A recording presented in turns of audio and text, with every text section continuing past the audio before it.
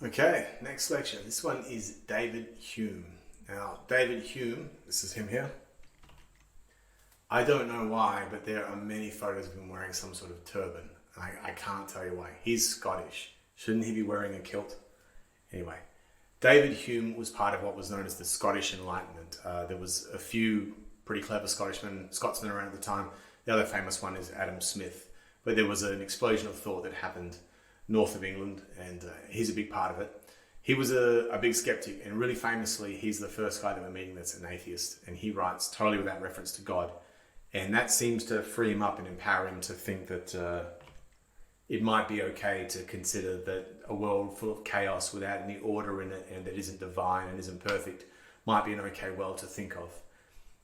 David Hume is going to be the real empiricist that we look at. Preceding Hume, everyone's going to point out that I've missed John Locke and also Berkeley, the Bishop of Berkeley, and perhaps a few other empiricists before that. Look, yeah, those guys were definitely empiricists, and especially Locke had a huge impact on the world. But Locke's epistemological theories on empiricism are long and complicated, and Hume defeats them all pretty quickly anyway. So I'm going to skip over John Locke and come straight to Hume. Hume would say that all of our knowledge is derived from experiences. Our experiences make impressions upon us, and as those impressions fade, they become ideas. So all we really are is a bundle of impressions. So that's something that Hume said specifically. So when I see something, there is an impression on my head, and that's what forms my mind. And as time passes, those impressions fade to ideas. So he believed that there were two types of knowledge that we could have, and this is really important. We have, and these two things here are just so important. We have relations of ideas and matters of fact. So when I see something and it makes an impression on me and it fades and becomes an idea, and I have this multitude of ideas in my head, where those ideas form some sort of relationship, then that constitutes knowledge. That sounds complicated. It's not. I'm going to give you a very simple example here, but I just want to preface this by saying this example is another one of those well-worn paths in philosophy which people use all the time, right? And this is it. I know that a bachelor is an unmarried man. And that's one of the most commonly used examples in all of philosophy, and keep using it. That a bachelor is an unmarried man is a relation of ideas. I have the idea of a man, the idea of an unmarried person. You put unmarried person and man together, you get bachelor.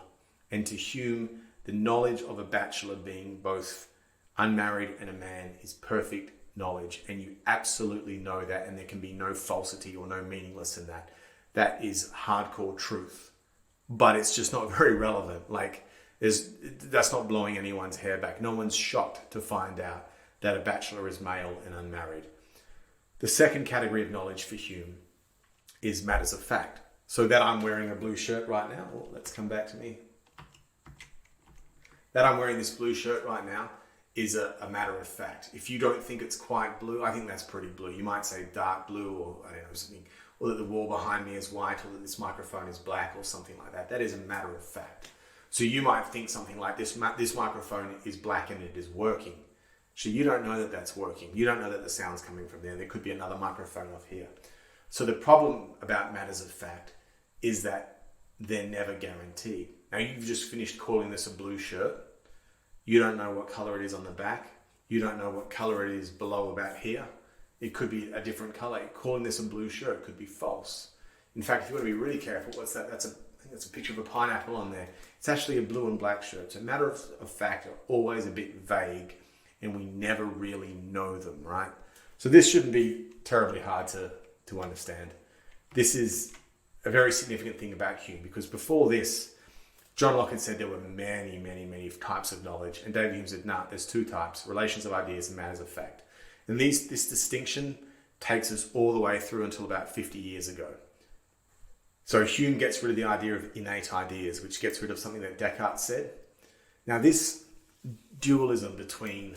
So let me explain those two things. Let's say I see a fire and I see smoke coming out of it. Now that can be constant conjunction, because constant conjunction, as it sounds like, is something that happens anytime two things happen together. So when you see a dog and it is barking, or you drink alcohol and you get drunk, or when you run and you sweat, or when you drop a glass and there's a breaking sound and a smashing sound and the glass breaks, those things could be a constant conjunction. That is, two things happen together at the same time. The thing that caused fire also causes smoke, or just that those two things go together. But the other way of seeing it is that there is a necessary connection. That is to say, fire causes smoke, or to say that, the dog barks, or that running makes you sweat, or dropping a glass makes it smash. And Hume's question is, does necessary connection exist? That is to say, does fire cause smoke? And amazingly, he says, no.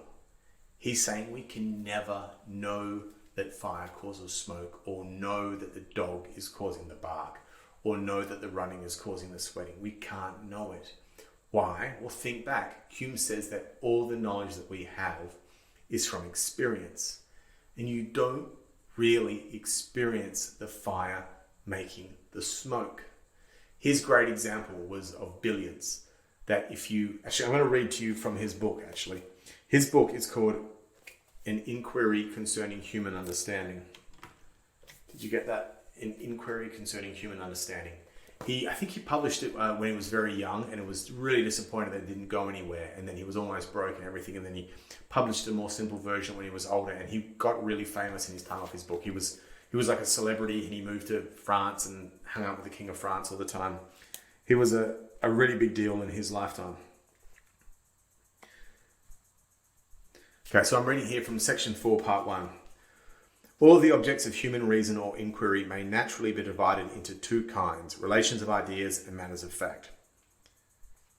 Of the first kind are sciences like geometry, algebra, and arithmetic. In short, every affirmation which is either intuitively or demonstratively certain. So that is, a bachelor is an unmarried man. Propositions of this kind are discoverable by the mere operation of thought. Matters of fact, which are the second object of human reason, are not ascertained in the same matter. The contrary, nor is our evidence of their truth, however great, of a like nature with the foregoing. That means we don't ever really know them. The contrary of every matter of fact is still possible. This is getting pretty philosophical here. So that I'm wearing a blue shirt doesn't mean that I couldn't be wearing a red shirt, or couldn't be wearing a yellow shirt. But with relations of ideas, that bachelors are unmarried men definitely excludes the idea that bachelors are also married men. But that I'm wearing a blue shirt today, I could be wearing a yellow shirt 5 minutes from now, or 5 seconds from now if I really wanted to. That the sun will not rise tomorrow is no less intelligible a proposition, and implies no more contradiction than the affirmation that it will rise. We should in vain, therefore, attempt to demonstrate its falsehood. Now, we can demonstrate that a bachelor is a married man is a falsehood, but that the sun won't rise tomorrow, I mean, we all know it will, but it's not false, and this is getting to the point. We don't know it's false until we've seen that it hasn't risen.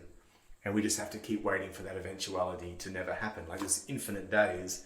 One of those days it might not rise. It may therefore be a subject worthy of curiosity to inquire, what is the nature of that evidence which assures us of any real existence of matter of fact, beyond the present testimony of our senses or the records of our memory? This part of philosophy, it is observable, has been little cultivated. And he's right, it has been little cultivated, either by the ancients or the modern. And therefore, our doubts and errors in the prosecution of so important an inquiry may be all the more excusable, while we march through such difficult paths without any guide or direction.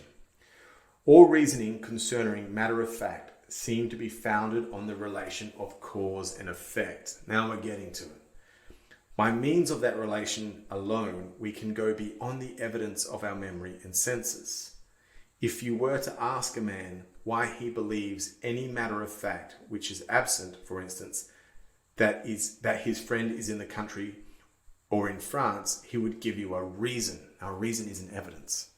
He would give you a reason, and this reason would be some other fact, as a letter received from him or the knowledge of his former resolutions and promises. A man finding a watch or any other machine on a desert island would conclude that there had once been men on the island. So he's saying that If you say, where's your friend? And you say, oh, he's in France. You haven't experienced him in France. You've experienced him telling you a year ago, 1 year from now, I'll be in France, but you haven't actually experienced him in France. If you find a watch on a desert island, you don't know that anyone else has been on the desert islands. You never experienced them there, but you're inferring that they have been because it seems a plausible explanation. But to Hume, who thinks that everything is experience, you have no knowledge that this deserted island has been inhabited before. You have no knowledge that your friend is in France. You are guessing, and that's not, you have a belief, but it's not a true belief, and it isn't knowledge. All our reasoning concerning fact are of the same nature, and here it is constantly supposed that there is a connection between the present fact and that which is inferred from it. Were there nothing to bind them together, the inference would be entirely precarious. If we would satisfy ourselves, therefore, concerning the nature of that evidence, which would assure us of matter of fact, we must inquire how we arrived at the knowledge of cause and effect. Cause and effect is a big deal in philosophy, and we're going to get into it now. I shall venture to affirm as a general proposition which admits of no exception that the knowledge of this relation is not, in any instances, attained by reasoning a priori, but arises entirely from experience. When we find that any particular objects are constantly conjoined with each other. Cause and effect is surely a priori. If I see suddenly over there a football suddenly flying through the air, I can reason surely that someone has kicked or thrown or somehow projected the football. It didn't just do it on its own. But Kant's arguing, I have no a priori, so prior to experience, knowledge that something caused the football to sail through the air. That seems amazing, but he goes on. Let any object be presented to a man of ever so strong natural reason and abilities. If that object be entirely new to him, he will not be able, by the most accurate examination of its sensible qualities, to discover any of its causes or effects. So we're saying, if the first time you got an iPhone and you turned it on and it went, I think iPhones go ding, ding, brung, when they get turned on, right? My Google phone makes a certain sound, ding, ding, ding, ding, ding, ding, ding, I think when I turned it on. But the first time I turned it on, I didn't know it was going to do that. I had no idea. Like iPhone is something new that's come along in my time. Whenever anything new comes along, when you're in a science experiment at school and the professor puts something in and then it eventually goes bang, you don't know it's going to go bang until it goes bang. You don't know that this and this is going to cause that. You wait until you see it. And then when it goes bang, you remember that it goes bang. So next time it happens, you say, it'll go bang. But you don't know cause and effect. You just have habit. All it is habit. Let me go on. Adam, as in like Adam and Eve, Adam, though his rational faculties be supposed at the very first entirely perfect, could not have inferred from the fluidity and transparency of water that it would suffocate him, or from the light and warmth of fire that it would consume him. It's a good point. How did the first people work out that if you stick your hand in fire, you get burnt? They didn't reason it a priori. Someone did it, got burnt, went, ouch. And the first person that jumped into water went under it and presumably drowned. And they must have been shocked. The onlookers, only seeing them drown, thought, all right, everybody remember this. You jump in there, you can't breathe, all right?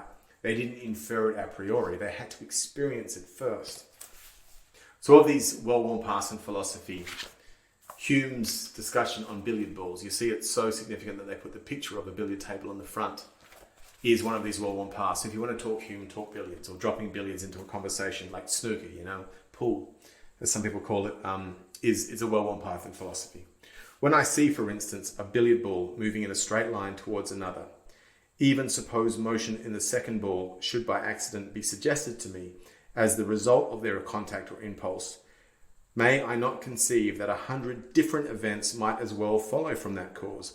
May not both these balls remain at absolute rest? May not the first ball return on a straight line or leap off from the second in any line or direction? All these suppositions are consistent and conceivable. Why then should we give the preference to the one which is no more consistent or conceivable than the rest of us? All of our reasonings a priori will never be able to show any foundation for this preference. In a word then, every effect is a distinct event from its cause. It could not therefore be discovered in the cause, and the first invention or conception of it a priori must be entirely arbitrary. So enough reading, I know it gets hard. What's Hume saying? If all we know is the things we experience, we never experience cause and effect.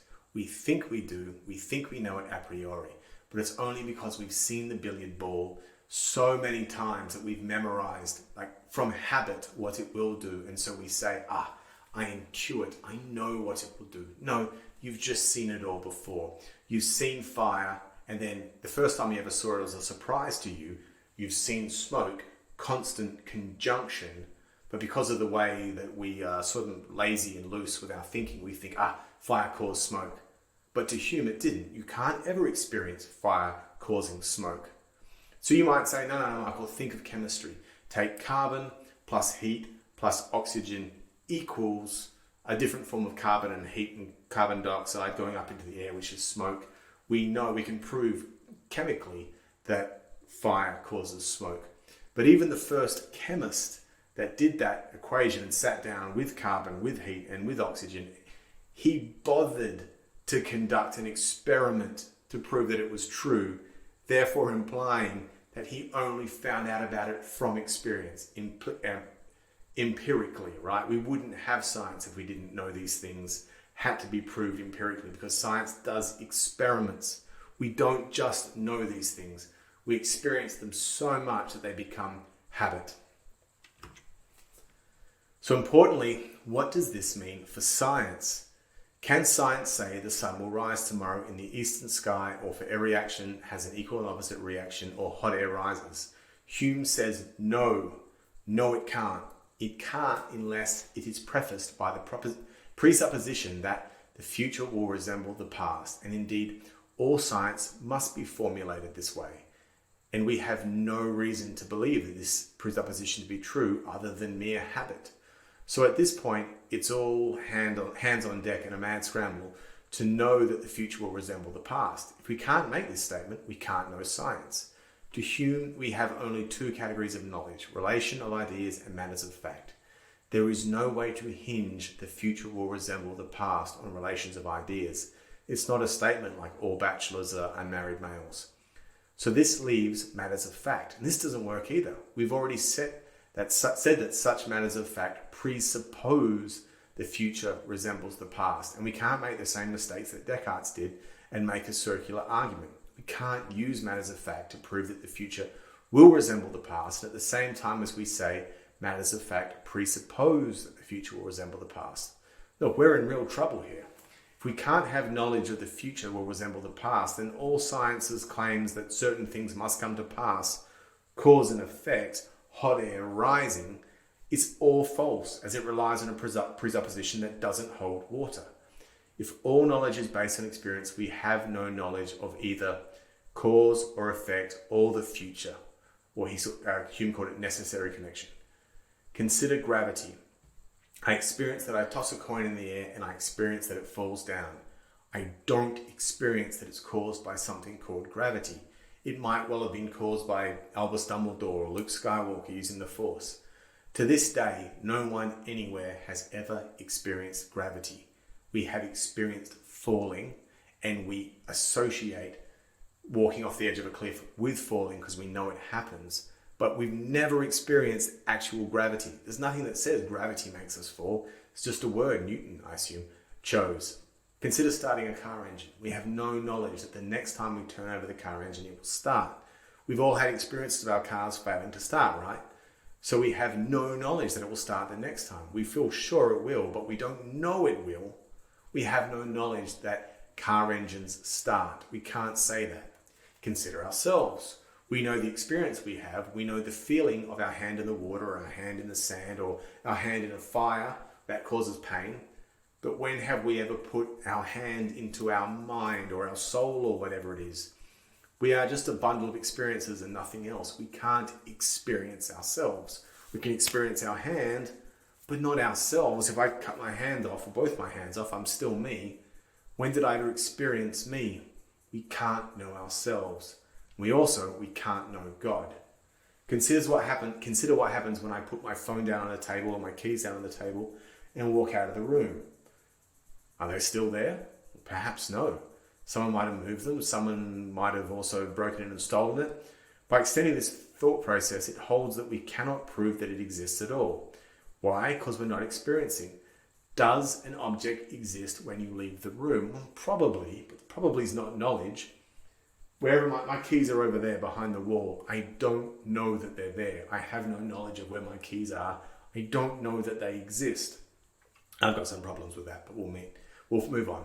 Finally, like I said, we cannot experience God because we can't know, so therefore we can't know that God exists. Understand, we're saying here that science is wrong. All science is wrong. We can say nothing about what will happen in the future. Remember this for the next lecture. All of this work that Hume did came to light in 1748. Post this period, there was a point where people did not know anything that they could not experience because this was the most cutting-edge philosophy that everyone accepted. The final answer was published in several books by the greatest philosopher of the modern age. And I think he's got a fair claim to be the greatest philosopher of all time. Those books were published between 1781 and 1790, and the 40 years between Hume and the guy that comes next, whose name's Immanuel Kant, who I love, that 40 years was a long time for epistemology. So we should rush on now and get to Kant as quickly as we can and see what he says about getting science back for us. Kant's amazing. You do not want to miss that lecture. All right, I'll see you in a couple of lectures' time and talk Kant.